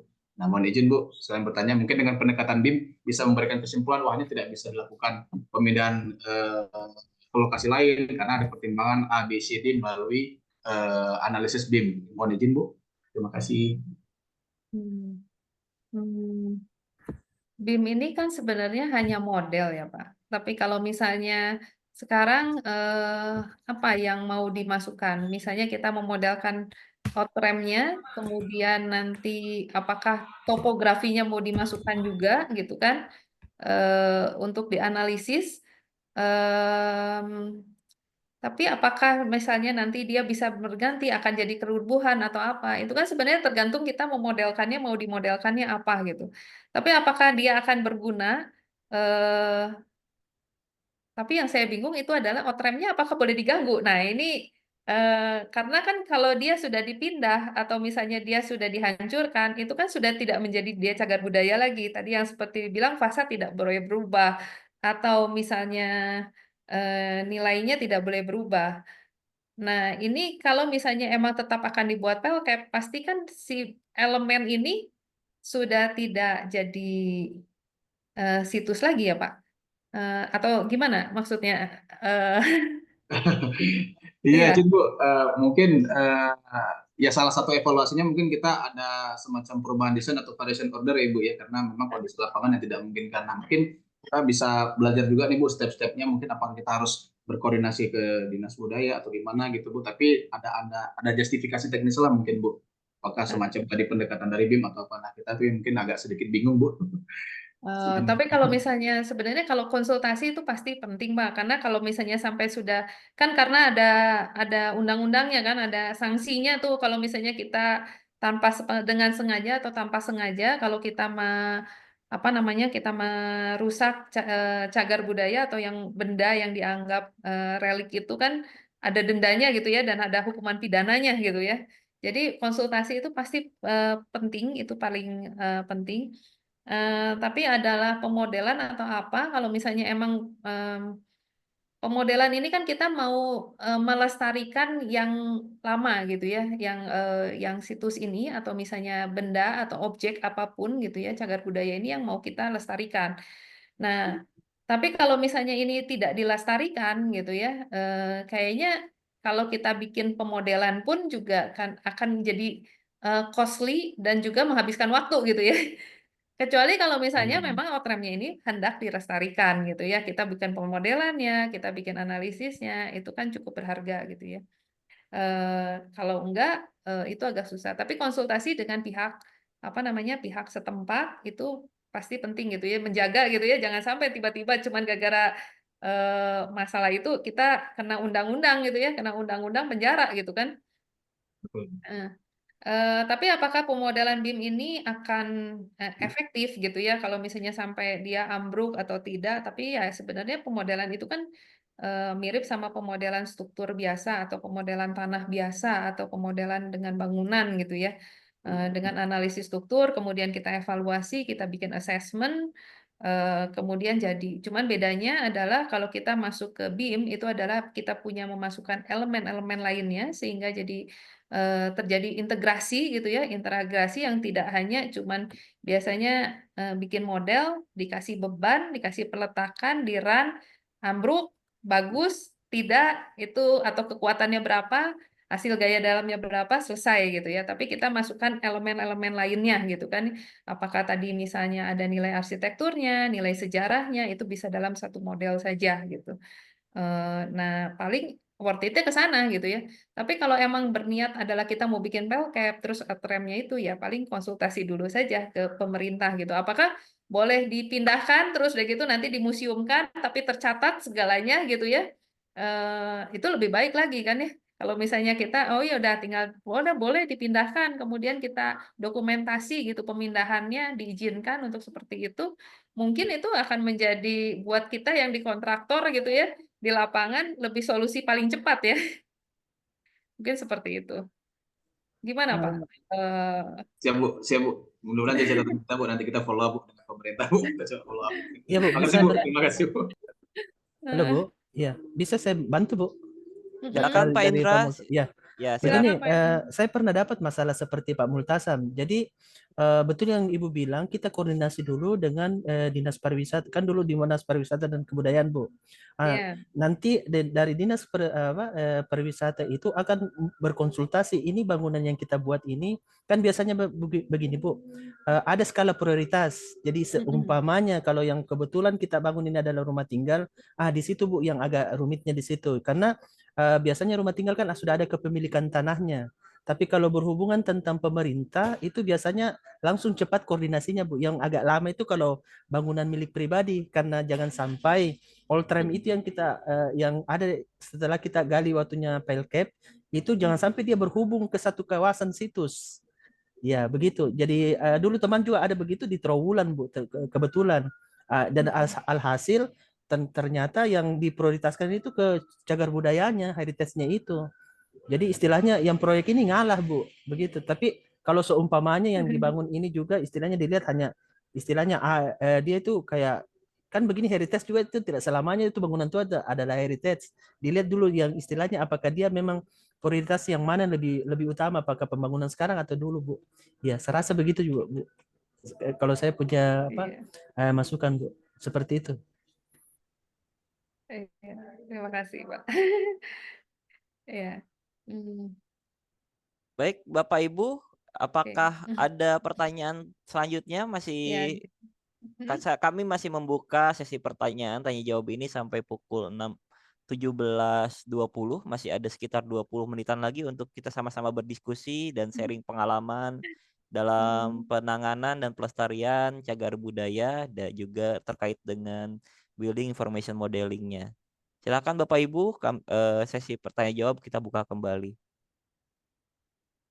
Pertanyaan dapat diajukan dengan fitur raise hand atau dengan mengetik pada kolom pertanyaan.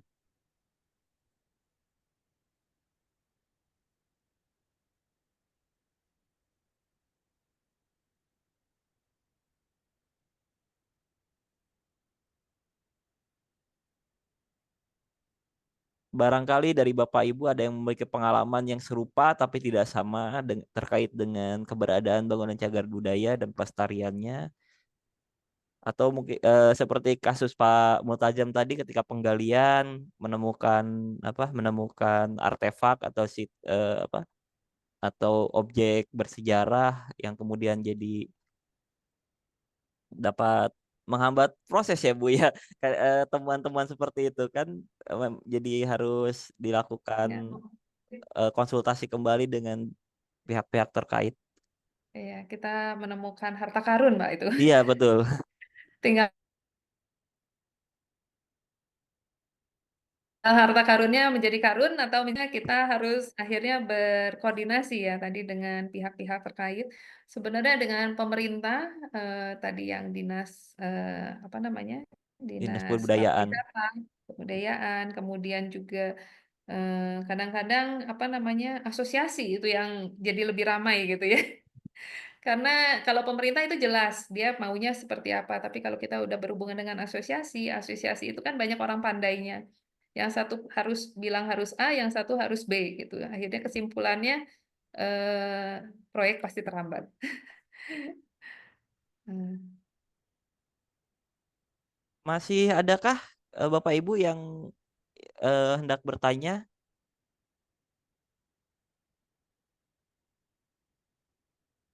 Belum ada lagi, Ibu. Mm-mm. Rasa penasarannya sudah terpenuhi sepertinya dengan ini. Sudah terpenuhi ya. Eh, saya mengundang Bapak Ibu peserta dari berbagai daerah yang memiliki apa kesamaan kasus atau temuan dalam building information modeling atau dalam situs cagar budaya. Silakan, misalkan ada, saya harap sih ada peserta yang memiliki pengalaman misalkan di jalan tol gitu kan yang membelah kawasan kawasan bersejarah, kawasan situs. Silakan Bapak Ibu. Hmm. Wah, sepertinya ini oh, Minta wah, link absen minta tapi. absen Pak. Iya. Oke. Heeh. Baik Pak Ahmad, saya coba kirimkan kembali absen.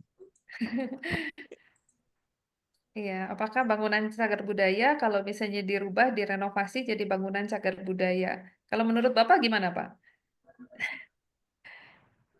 Oh, Pak Pak Ya. Indra, Pak Indra mengangkat tangan kembali untuk Oh, menanggapi mana pertanyaan. lagi? Sepertinya Pak Ya. Indra banyak pengalamannya nih. Silakan Pak Indra, kami sediakan. Iya. Heeh. Tidak, Pak. Saya terus terangkan dulu tidak terlalu dengan heritage ini, tapi setelah masuk di asosiasi kan biasa ada webinar-webinar tentang heritage. Kebetulan kan asosiasi saya itu IAI, Pak, Ibu. Jadi di situ yang cocok, Arsitek ya Pak. ya, yang Ibu bilang, Pak, Ibu tadi bilang asosiasi yang paling cerewet, memang di situ Bu tempatnya banyak. Jadi biasa tidak ketemu-ketemu biasa. Jadi begini Bu, ada yang satu yang paling yang saya mau tanyakan itu tentang heritage dengan cagar budaya, Bu. Itu kan biasa orang kayak samakan.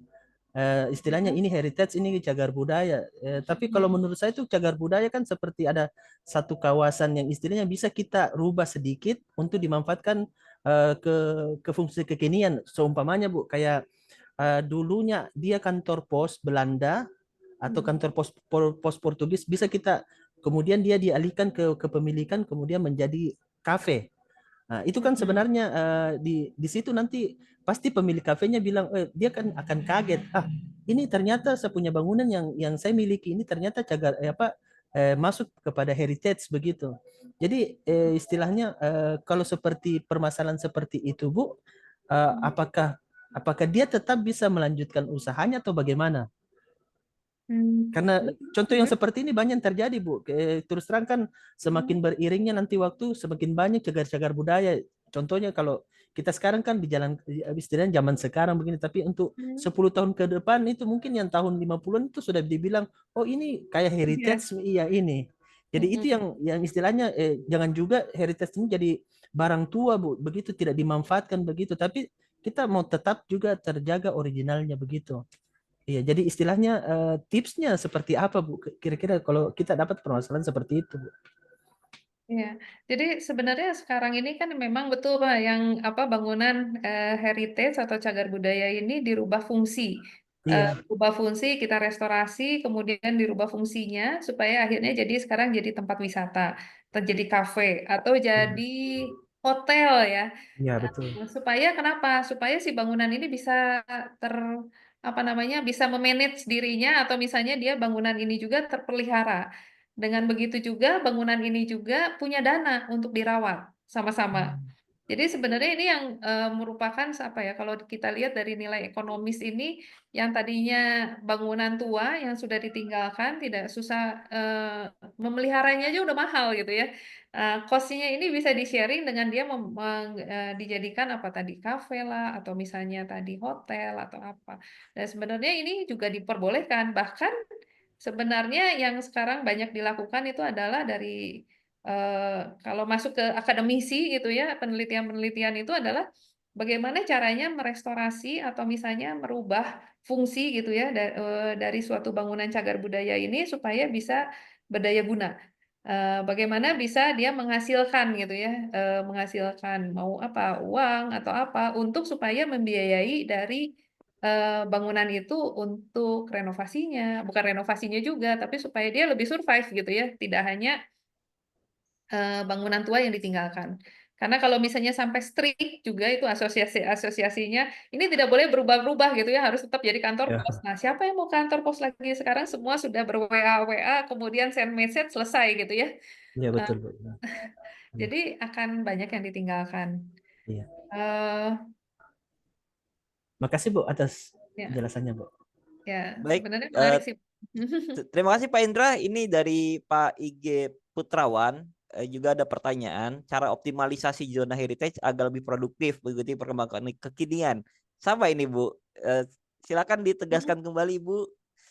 Iya, jadi bagaimana caranya supaya lebih kekinian? Nah, kalau biasanya ini teman-teman dari apa industri kreatif nih ya, yang biasanya karena kan sebenarnya heritage itu cagar budaya itu termasuk dalam industri kreatif yang sebenarnya itu dulu pas lagi zaman presiden yang terdahulu itu yang sedang mau dicanangkan gitu ya, bagaimana mengembangkan industri kreatif.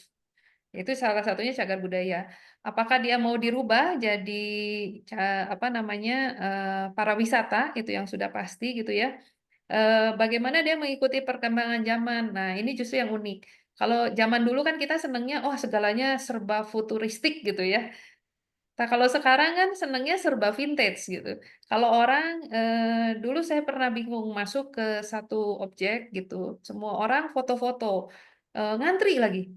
Ternyata foto-fotonya saya penasaran kan, apa fotonya? Ternyata sama puing-puing rumah.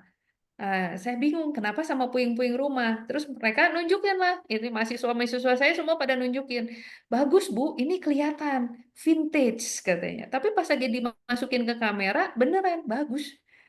Kemudian di post, waduh, like-nya banyak banget katanya.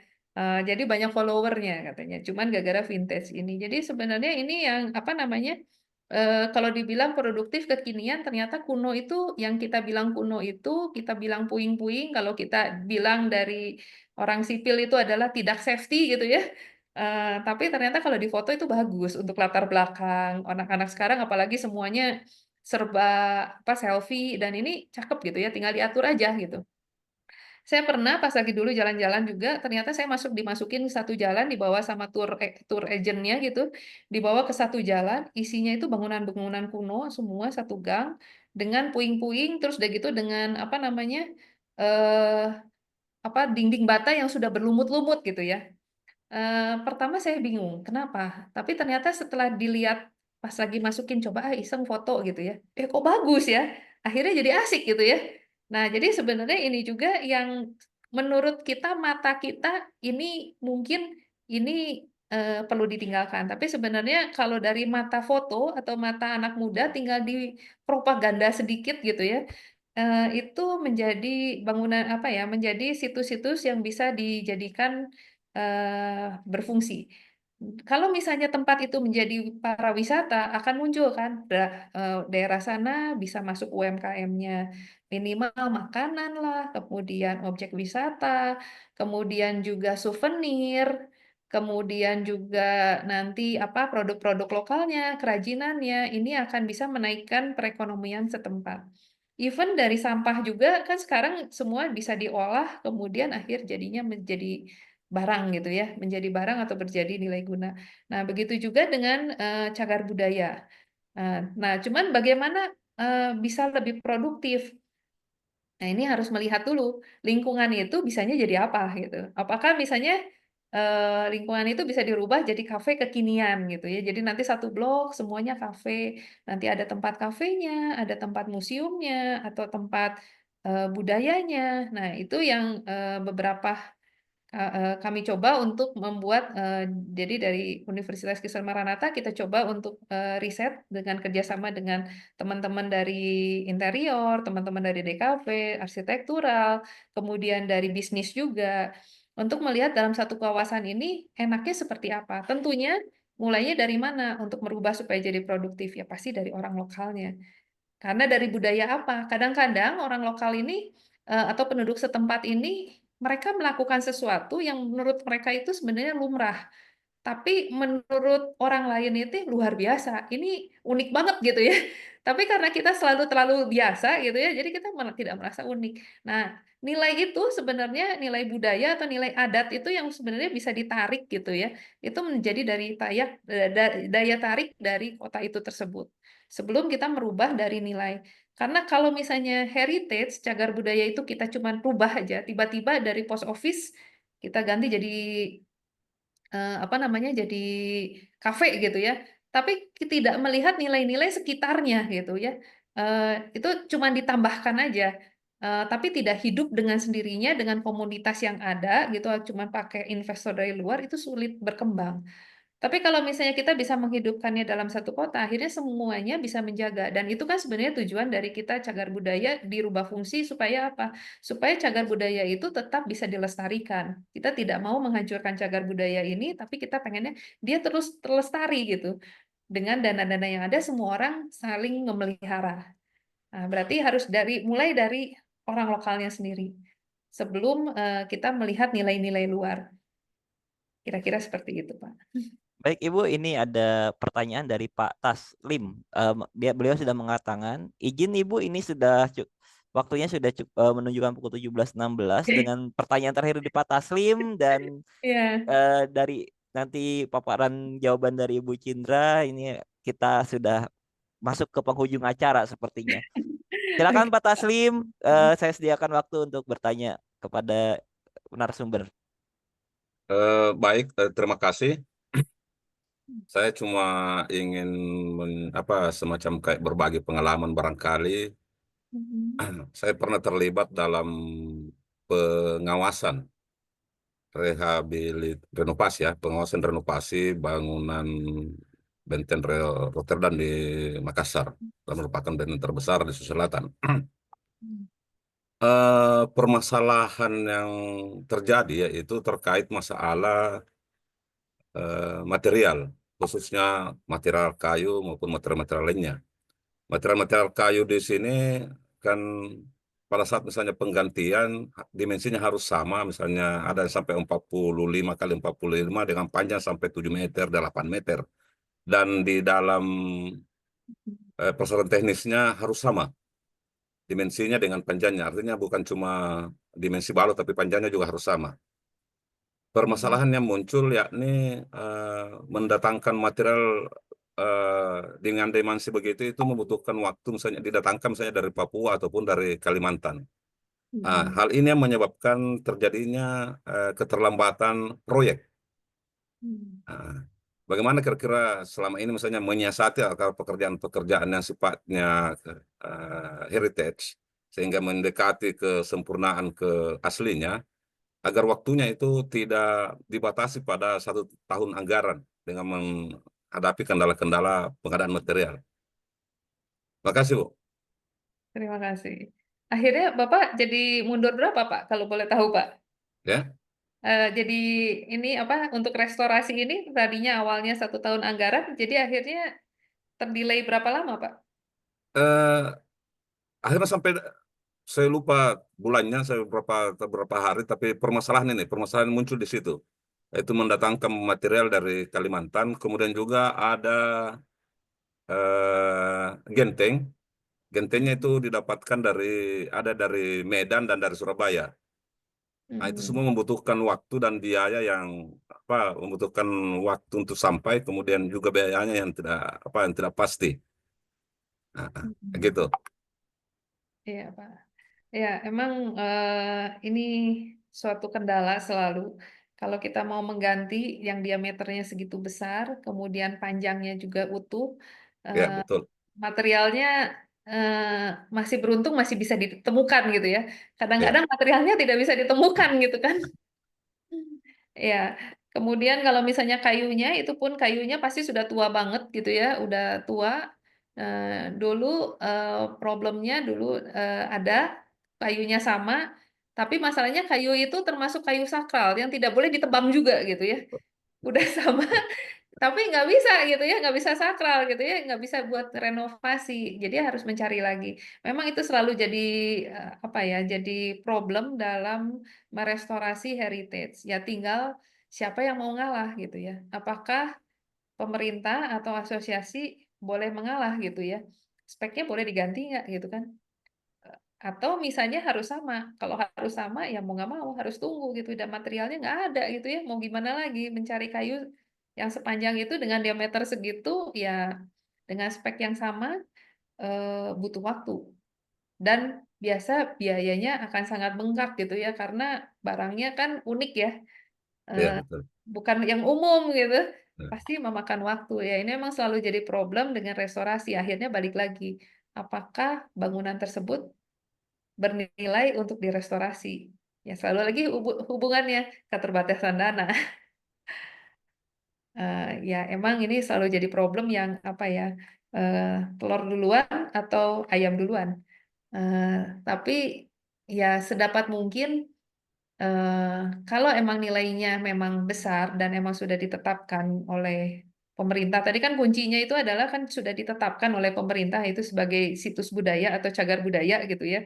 Ya. Ya memang biasanya pemerintah juga punya effort lah ya, yang biasanya kalau misalnya dengan tahun anggaran bisa pindah juga ya ke tahun anggaran berikutnya ya Pak. Biasanya sih seperti itu. Ya. Maksud saya begini, Bu. Mungkin Ibu konsen atau banyak di asosiasi yang sifatnya heritage, Hmm. mungkin sebagai bahan pertimbangan saja ke pemerintah agar Mm-mm. penanganannya itu tidak bersifat umum. Karena ketika terjadi kendala seperti yang saya sebutkan tadi, Mm-mm. keterlambatan dengan lainnya, ujung-ujungnya kita berhadapan dengan penegak hukum.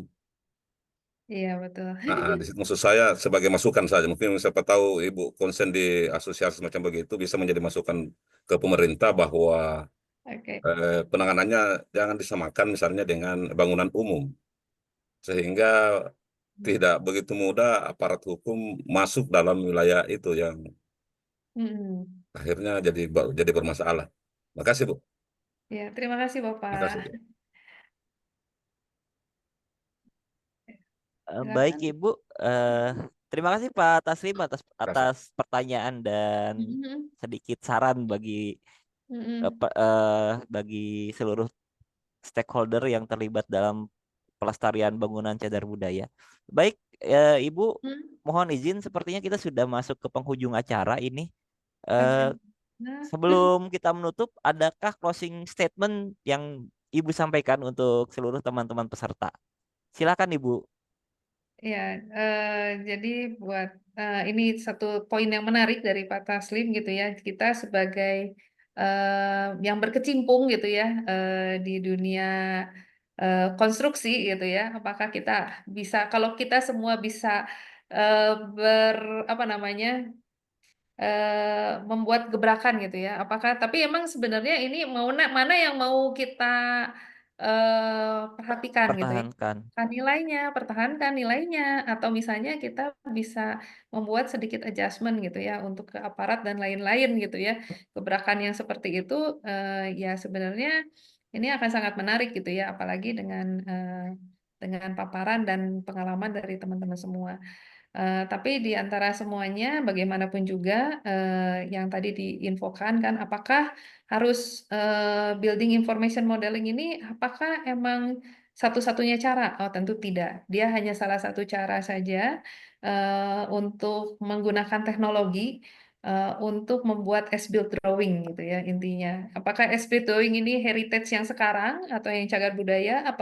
Apakah itu as-built drawing yang sekarang yang nanti bangunan yang kita buat ini yang Bapak Ibu buat semua dan itu akan menjadi heritage di mungkin 50 tahun lagi atau 100 tahun lagi?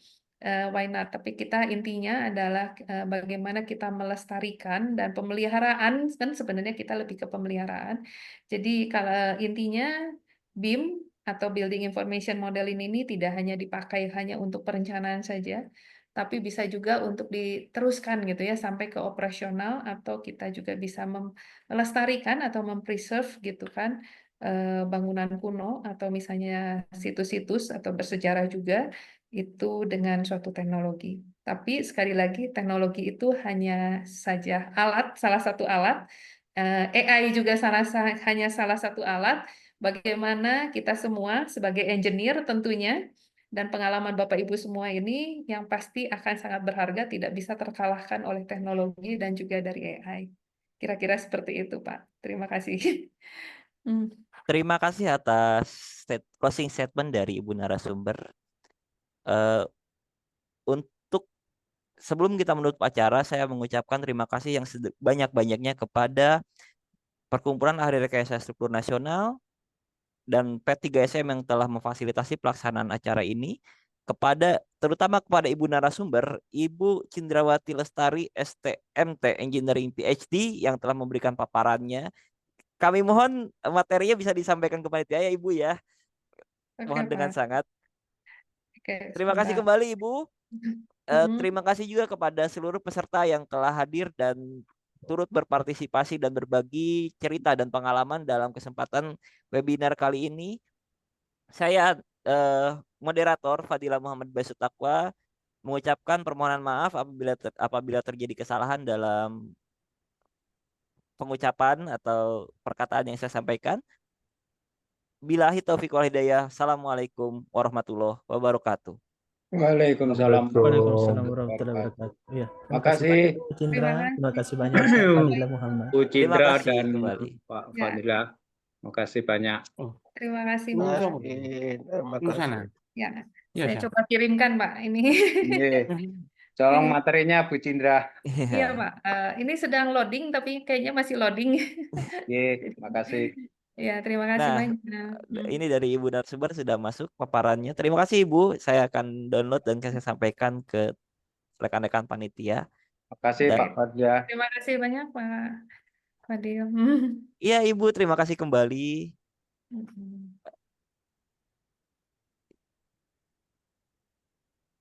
Ini saya masih mendownload. Jangan dulu Masih download ya, Pak? live ya Pak, jangan dulu di-kick saya dari rumah. masih proses download soalnya. Oke. Baik, ini seluruh rangkaian acara telah kita lalui. Saya mengucapkan selamat sore dan assalamualaikum warahmatullahi wabarakatuh. Waalaikumsalam warahmatullahi wabarakatuh.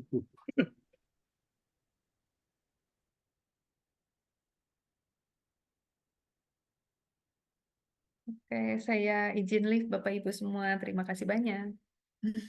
Sama-sama Bu. Makasih banyak Bu Cindra. Terima kasih banyak. Sama-sama Pak. Terima kasih.